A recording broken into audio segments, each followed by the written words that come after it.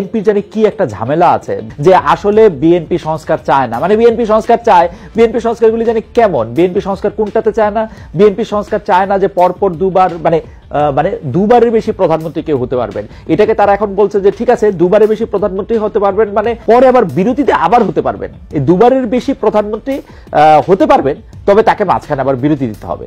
মানে আমাদের সংস্কার হচ্ছে এইটা, অর্থাৎ দুবারের বেশি প্রধানমন্ত্রী যে কেউ থাকতে পারবে না সেইটার ব্যাপারে তাদের আপত্তি আছে।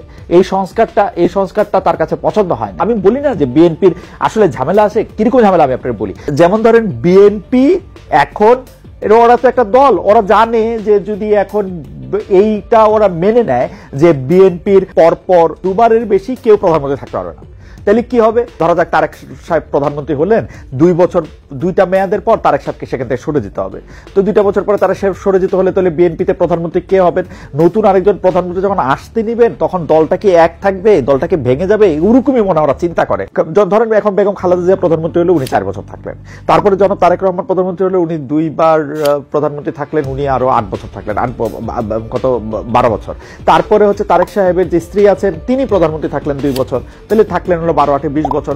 তারপরে তার উনার যে মেয়ে আছে তিনি থাকলেন হচ্ছে 8 বছর 28 বছর। 28 বছর তো নিশ্চিতই মোটামুটি, তাই না? তারপরেও আপনারা এইটা নিয়ে আপনারা অনেক, মানে এটা নিয়ে আপনাদের এত দুশ্চিন্তা।